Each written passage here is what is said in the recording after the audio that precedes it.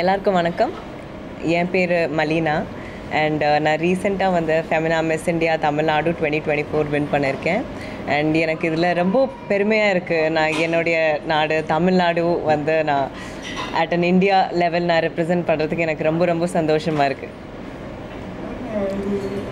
ஒரு காம்படிஷன் இருக்குது, என்னென்ன ரவுண்ட்ஸ் இருக்குது, இப்போ மிஸ் இந்தியா எப்போ நடக்கும்போது okay. So sir, Miss India வந்து ஜென்ரலாக நம்ம பேசுகிறது வந்து okay it is a beauty contest, இல்லை வந்து அழகு போட்டி அப்படின்னு சொல்கிறோம். பட் இட்ஸ் அழகு போட்டி மட்டும் இல்லாமல் இதில் நிறைய ரவுண்ட்ஸ் இருக்குது. நிறைய ரவுண்ட்ஸ்னால் எங்களுக்கு வந்து ஒரு பர்பஸ் இருக்கணும், சரிங்களா? லைஃப்பில் ஒரு பர்பஸ், ஒரு குட் காஸ் இருக்கணும். அந்த காஸ் எனக்கு வந்து ஆர்கன் டொனேஷன். அந்த மாதிரி ஒரு பொண்ணு அங்கே கலந்துக்கிறது வந்து அவங்களுக்கு ஒரு காஸ் இருக்கணும். அதுதான் இதோட ஆக்சுவல் ஃபார்மே ஆஃப் த காம்படிஷன். ஜென்ரல் அழகு வந்து எல்லோரும் தான் அழகாக இருக்காங்க, நிறைய பொண்ணுங்க அழகாக இருக்காங்க. But beauty with a purpose, அதுதான் எங்களோட மெயின் எய்மே. Even at Miss India and இதுக்கு அடுத்த லெவல் வந்து மிஸ் வேர்ல்ட். ஸோ அங்கேயும் இதுதான் எங்களோட aim, beauty with a purpose.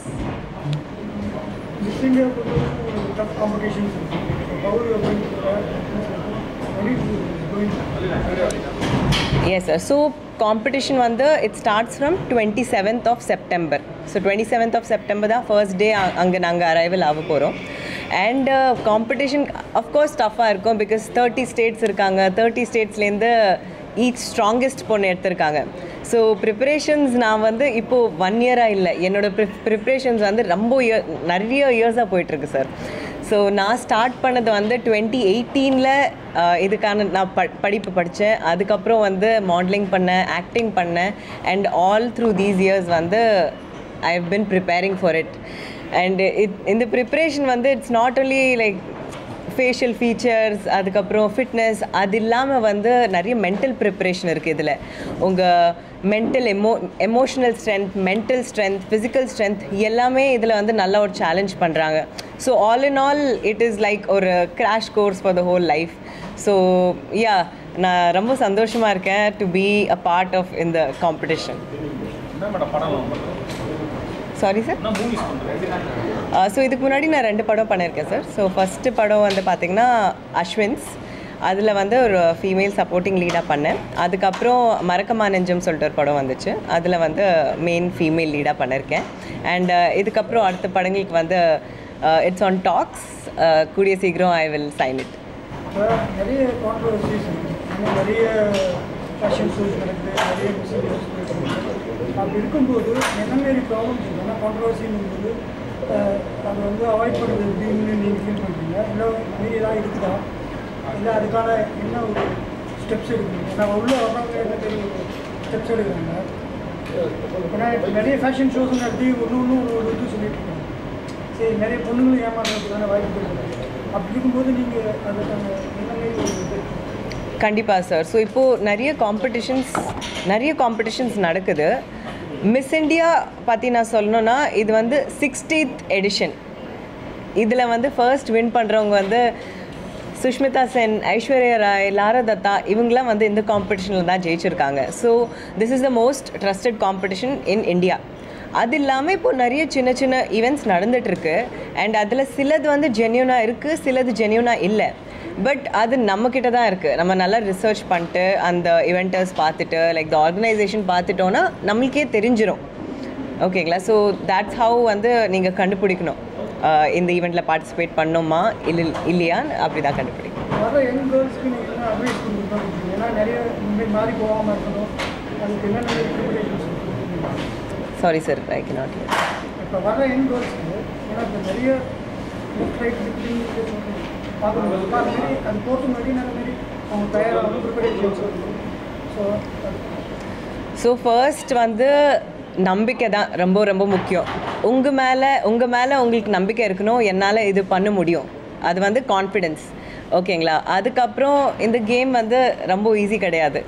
It is உண்மையாக சொல்லணுன்னா it is an expensive game. நிறைய ப்ரிப்ரேஷன் பண்ண வேண்டியது இருக்கும். பட் இந்த திங்ஸ் வந்து நீங்கள் யார்கிட்டையுமே எக்ஸ்பெக்ட் பண்ண முடியாது. ஸோ நீங்களே இண்டிபெண்ட்டாக இருக்கணும், ஃபினான்ஷியலாக ஸ்ட்ராங் ஆகணும் ஃபர்ஸ்ட்டு. ஸோ அதனால தான் எனக்கும் இவ்வளோ வருஷம் எடுத்துச்சு இந்த ஸ்டேஜுக்கே வரதுக்கு. பிகாஸ் 6 years ஆயிடுச்சு எனக்கு. அண்ட் எனக்கு ஞாபகம் இருக்குது, நான் வந்து 18 years இருக்கும்போது நான் காலேஜ்லேயும் படிச்சுட்டு இருந்தேன். மார்னிங் ஒர்க் அவுட் பண்ணுவேன், அதுக்கப்புறம் காலேஜ் போவேன், ஈவினிங் வந்து எனக்கு பார்ட் டைம் ஜாப்ஸ் இருக்கும். அது வச்சு எனக்கு சேலரி வரும். அது வச்சு தான் நான் என்னோடய ஃபர்ஸ்ட் பேர் ஆஃப் ஹீல்ஸ் வாங்கினேன் மிஸ் இண்டியாவில் அப்போது பார்ட்டிசிபேட் பண்ணுறதுக்கு. ஸோ அது வந்து ஒரு நல்ல மெமரி என்கிட்ட ஸ்டிக் ஆகிருக்கு. ஸோ இந்த மாதிரி ஒரு ஸ்டெப்ஸ் நீங்கள் எடுத்தால் தான் வந்து உங்களால் ஃபார்வர்ட் போக முடியும். ஓகேங்களா? பிகாஸ் இது வந்து ஒரு எக்ஸ்பென்சிவான காம்படிஷன், எஸ், பட் உங்களால் முடியும். அது நம்பிக்கை உங்களுக்கு இருந்தால் உங்களால் பண்ண முடியும். பிகாஸ் இன்றைக்கி நான் இங்கே இருக்கேன்னா என்னோடய ஹார்ட் ஒர்க்கால் இருக்கேன். என்னால் பண்ண முடியும்னா கண்டிப்பாக உங்களாலேயும் பண்ண முடியும். இந்த காம்படிஷன் நீங்கள் சொல்கிறீங்க, நீங்கள் நிறைய ஸ்ட்ரகிள் வந்து இது பண்ணியிருக்கீங்க. இந்த அட்ஜஸ்ட்மெண்ட்ன்ற விஷயங்கள் ஏதாவது உங்களுக்கு பேசுங்க சார். இப்போது நான் ஆனஸ்ட்டாக பர்சனலாக சொல்லணுன்னா நான் இந்த மாதிரி ஃபேஸ் பண்ணதில்லை. பட் நான் என் ஃப்ரெண்ட்ஸ்கிட்டையும் கேட்டிருக்கேன்.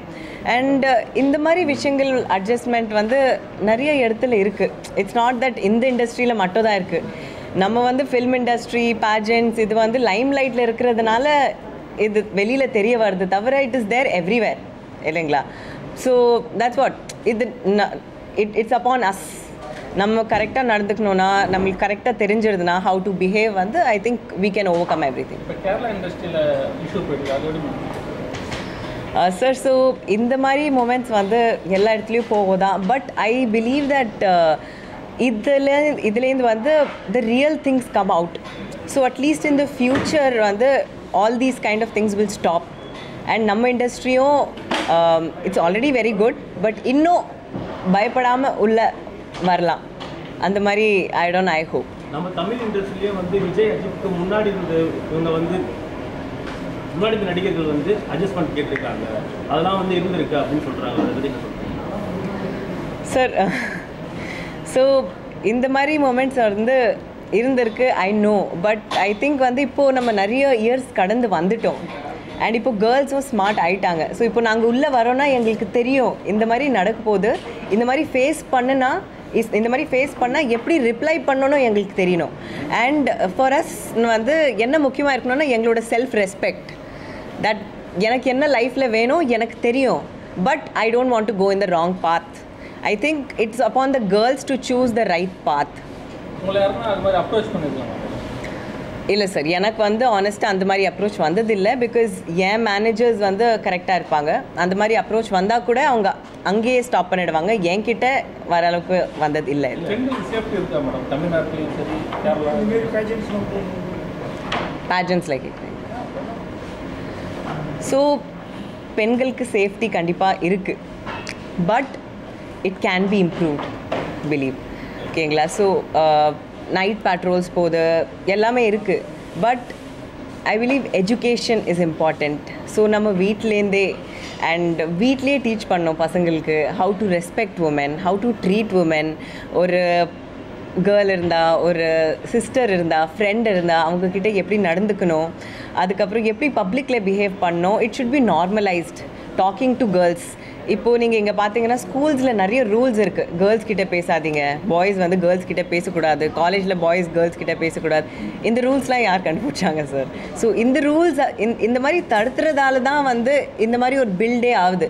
ஸோ அங்கேயே இது நார்மலைஸ் பண்ணிவிட்டு அவங்கள வந்து if they let them talk to each other, they will know how to treat a girl. So அந்த மாதிரி பண்ணால் I believe they'll be more safety. Because பாய்ஸ்க்கு தெரியும் அப்போது வாட் அ கேர்ள் ஃபீல்ஸ், எப்படி ஒரு பொண்ணு இருப்பா, and how to make them feel good.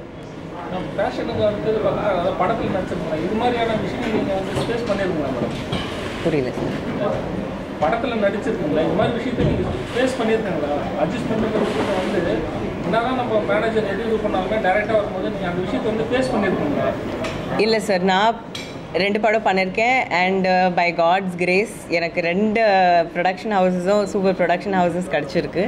Even directors வந்து ரொம்ப என்கிட்ட ரொம்ப பாசமாக இருந்தாங்க. அண்ட் ஃபர்ஸ்ட் மூவி வந்து எனக்கு அஸ்வின்ஸ் அதில் வந்து எல்லோரும் ரொம்ப க்ளோஸ் ஆகிட்டாங்க அண்ட் ஒரு ஃபேமிலி மாதிரி இருந்தோம். ஆக்சுவலி 2 மூவிஸ்லேயும் அந்த மாதிரி தான் இருந்தோம். செகண்ட் மூவியில் வந்து டைரக்டர் வந்து என்னோட அண்ணா மாதிரி ஆகிட்டார். ஸோ ஆமாம், நான் அந்த மாதிரி ஃபேஸ் பண்ணதில்லை. I am so lucky. கேமராவில் இருக்காங்களா? கேரவானில் கேமரா இல்லை சார், நான் பார்த்ததில்லை. ஐ டோன்ட் திங்க் ஸோ இருக்குது. பிகாஸ் அட்லீஸ்ட் அந்த சேஃப்டி ஆச்சு இந்த இண்டஸ்ட்ரியில் நாங்கள் எதிர்பார்க்குறோம். அண்ட் ஐ ஹோப் இந்த மாதிரி ஆகக்கூடாது. இல்லை சார், எனக்கு பொறுத்த வரைக்கும் கேமரா இல்லை. தமிழ் சினிமா இண்டஸ்ட்ரியில் இப்போது நடிகர்களோட அழுத்தத்தை தாண்டி பெண்களே வந்து அவங்களோட வாய்ப்புக்காக வந்து அட்ஜஸ்ட்மெண்ட் போகிறாங்களா அப்படின்ற ஒரு கேள்வி பண்ணலாம். அதை பற்றி என்ன சொல்கிறேன்? அதுதான் சார், நான் ஆல்ரெடி சொன்னது தான். அவங்களுக்கு தெரியணும், லைக் இப்போது என்னோட விஷன் கிளியராக இருக்குது. நான் வந்து பேஜன்ஸ் போகணும், மூவிஸ்லேயும் பண்ணணும், ஆட்ஸ் பண்ணணும், மியூசிக் வீடியோஸ் பண்ணணும். But nothing is bigger than my self respect. எனக்கு என்னோட செல்ஃப் ரெஸ்பெக்ட் ரொம்ப ரொம்ப முக்கியம். ஸோ எனக்கு ஒரு லைன் இருக்குது, அந்த லைன் தாண்டி நான் போக மாட்டேன். இஃப் ஐ மேபி வந்து ப்ராஜெக்ட்ஸ் வந்தாலும் சரி வரலனாலும் சரி, there is a line which I have drawn and அது வந்து என்னோட செல்ஃப் ரெஸ்பெக்டோட லைன். அது தாண்டி நான் போக மாட்டேன். அடுத்தடுத்த படங்கள் பேச்சு போயிட்டுருக்கு சார். ஸோ சைன் இன்னும் பண்ணல. ஸோ அது பண்ணோடனே நான் உங்களுக்கு சொல்கிறேன்.